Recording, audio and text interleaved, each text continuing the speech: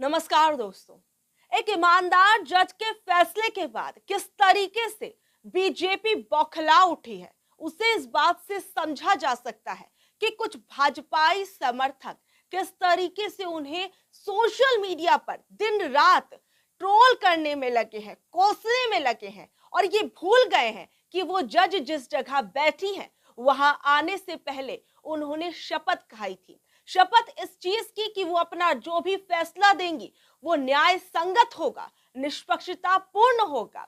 लेकिन ये बीजेपी की कुछ ट्रोलर्स किस तरीके से सोशल मीडिया पर इस जज को ट्रोल करने में लगे हैं वो मैं आपको बताऊंगी, और साथ ही मैं बताऊंगी कि किस तरीके से इस जज ने अपने फैसले में क्या कुछ कहा था और जिस तरीके से उन्होंने इस फैसले को वो दिया, अपने आप में बड़ा ही साहसिक फैसला था। तो मैं आपको बता दूं कि जिसकी मैं बात कर रही हूं उस जज का नाम है न्याय बिंदु। जिनके नाम में ही न्याय है तो आप समझ सकते हैं कि किस तरीके से उनके निर्णय, उनकी बात और उनकी जो भी चीजें हैं वो किस तरीके से होंगी।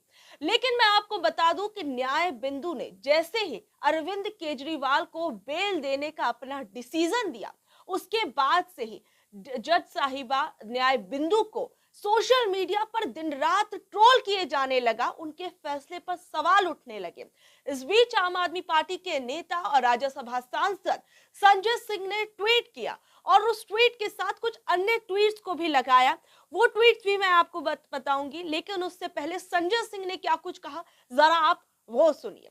संजय सिंह ने कहा, यह बीजेपी की असलियत है, जो जज न्याय देगा बीजेपी उसको गाली देगी। भाजपाइयों सुधर जाओ, अभी भी तुम्हारा अहंकार खत्म नहीं हुआ है।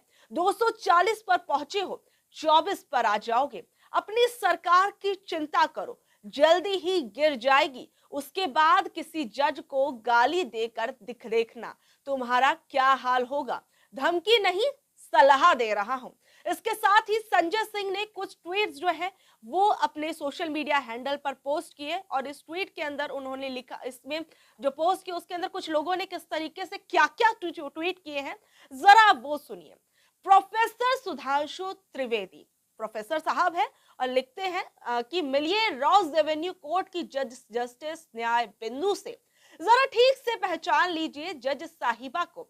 जज जस्टिस न्याय बिंदु ने ही अरविंद केजरीवाल को जमानत दी थी, वो भी कैसे राम ही जाने। इनके पास ईडी के आरोपों को पढ़ने का समय तक नहीं था, बिना डॉक्यूमेंट्स पढ़े इन्होंने केजरीवाल को बेल दे दी। और अन्य जो एक्स पोस्ट को यूज करने वाले लोग हैं वो क्या कहते हैं, तत्वम एएसआई ये लिखते हैं, श्री इज न्याय Bindu of Rouse Avenue court who granted bail to Kejaruddin without reading ED documents, saying who has time to read thousands of pages. What does this say about judiciary? Shouldn't she be dismissed? देखिए उन्होंने कहा कि बताइए किस तरीके की जज साहिबा है जिनके पास हजारों पन्ने के डॉक्यूमेंट्स को पढ़ने का समय नहीं है, वो इस बात को लेकर उन्हें ट्रोल कर रहे हैं। और आप समझ सकते हैं कि किस तरीके से उनकी बात में क्या जो है वो क्या चीज है, क्या बिंदु छुपा हुआ है, वो शायद आप में से कुछ जो दर्शक है वो समझ रहे होंगे। क्योंकि देखिए जो ये फैसला आया और उस फैसले के बाद बीजेपी की किस तरीके से रातों रात की नींद उड़ गई, वो अपने आप में वो सब जानते हैं।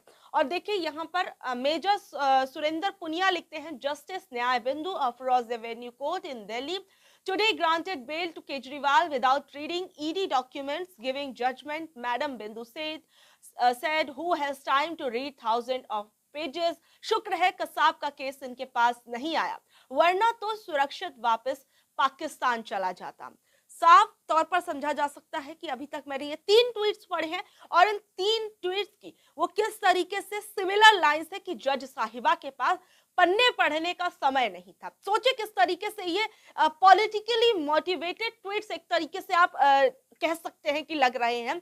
वहीं देखिए अगर मैं एक और ट्वीट आपके सामने पढ़ूं, वो भी मैं बता दूं, gems of judiciary meet justice Nyay Bindu of Rouse Avenue court who granted bail to Kejriwal without reading ED documents, saying who has time to read thousands of pages. With judges like this who need foreign interference in our democracy.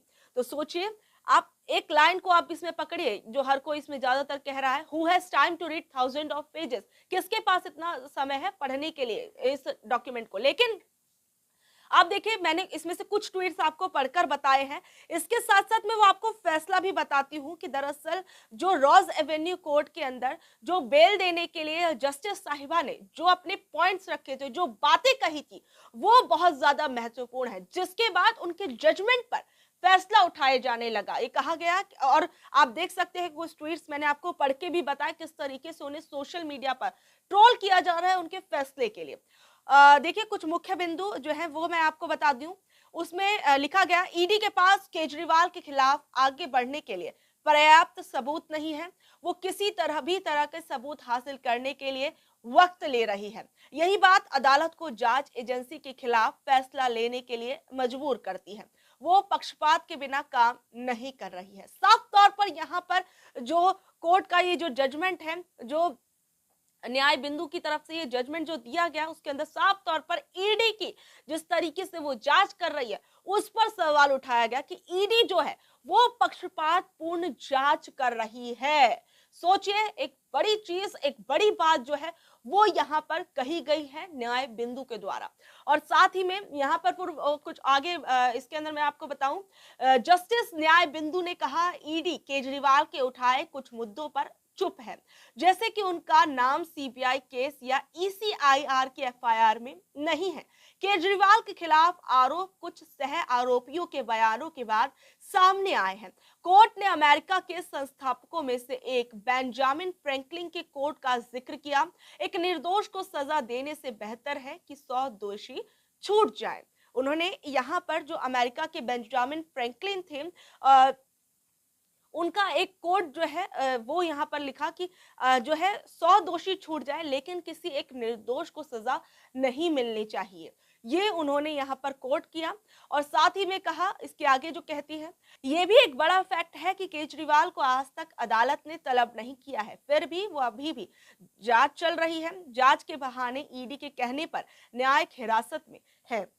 ED स्पष्ट करने में विफल रही है कि पूरी धनराशि का पता लगाने के लिए उसे कितना अभी और समय चाहिए, क्योंकि जिस तरीके से ईडी समय पर समय मांग रही है और अब तक ईडी ये नहीं बता पाई है कि आखिर में केजरीवाल पर वो जो आरोप लगा रही है उसे साबित करने के लिए उसे अभी और कितना वक्त चाहिए, अभी भी ये ईडी साफ नहीं कर रही है।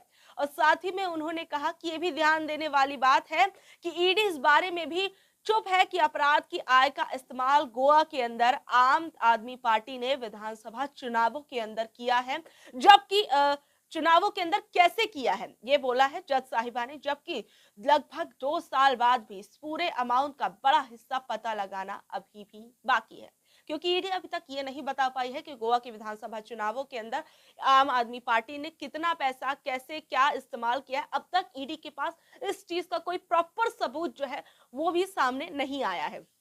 साथ ही में उन्होंने कहा कि इसकी भी संभावना है कि केजरीवाल के कुछ परिचित लोग किसी अपराध में शामिल हो या अपराध में शामिल किसी तीसरे व्यक्ति को जानते हो, लेकिन ईडी अपराध की आय के संबंध में उनके खिलाफ कोई जाहिर सबूत नहीं दे सकी है। और इन्हीं फैसलों के खिलाफ जो किस तरीके से ईडी जो है वो हाईकोर्ट पहुंच जाती है।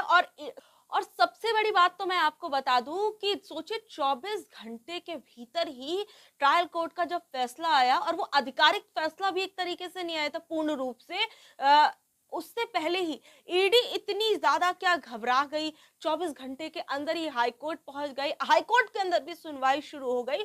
तो कहीं ना कहीं कुछ लोग इसे पॉलिटिकली मोटिवेटेड डिसीजन चीजें स्टेप्स जो है वो बता रहे हैं, क्योंकि देखिए जिस तरीके से अभी एक दिन या कहें कि 24 घंटे भी नहीं बीते थे उससे पहले ही ईडी हाईकोर्ट पहुंच जाती है, और हाईकोर्ट पहुंचने के बाद वहां पर जो कोर्ट के अंदर जज थे, जो जज कहते हैं कि अब ये जो फैसला है वो 23 या 24 तारीख तक आएगा। और अभी जो हाई कोर्ट के अंदर जो अभी कल सुनवाई हुई है उसके अंदर कोर्ट ने कोई फाइनल डिसीजन जो है वो नहीं दिया था। अब मैं आपको बता दूं कि सोचिए ये सारी की सारी राजनीतिक चीजें तो चल ही रही हैं, लेकिन जिस जज की हम बात कर रहे हैं, जिस जज ने ये फैसला दिया और उस फैसले के बाद किस तरीके से भाजपाइयों की नींद उड़ गई, किस तरीके से भाजपाई समर्थक उन्हें ट्रोल करने लगे और उनकी फैसले पर सवाल उठाने लगे और एक के बाद एक ऐसे सिमिलर ट्वीट्स करने लगे जो अपने आप में ये बताते हैं कि क्या उनको ये ट्वीट करने के लिए एक अलग से मैसेज आ गया था कि आप लोग जल्दी जल्दी इन ट्वीट्स को करिए और इसके अंदर ये चीजें मेंशन करिए। और इसमें आपको मैं बताऊं कि अगर जो जज न्यायबिंदु हैं जिनके बारे में मैं बात कर रही हूँ, तो मैं आपको बता दूं कि न्यायबिंदु जो है दिल्ली उत्तर पश्चिमी जिले के रोहिणी कोर्ट में सीनियर स्पेशल जज के रूप में काम करती थी पहले, और फिर उसके बाद वो द्वारका कोर्ट में भी की भी उन्होंने यही जिम्मेदारी संभाली, यही जिम्मेदारी थी। और उसके बाद फिर वो सिविल और क्रिमिनल दोनों तरह के कानूनों की को के लिए अच्छी तरीके से वाकिफ है। जो सिविल और क्रिमिनल दोनों तरह के कानून होते हैं उसके बारे में उन्हें अच्छी खासी जानकारी है। और साथ ही में मैं आपको बताऊं कि जो जज हैं उनके इस फैसले के बाद ये सारी चीजें और ये बातें तो हो रही हैं, लेकिन जिस तरीके के साहसिक जज एक तरीके से उसका एक उदाहरण पेश हुआ है, वो अपने आप में कहीं ना कहीं आगे तक एक केस स्टडी भी बनेगा।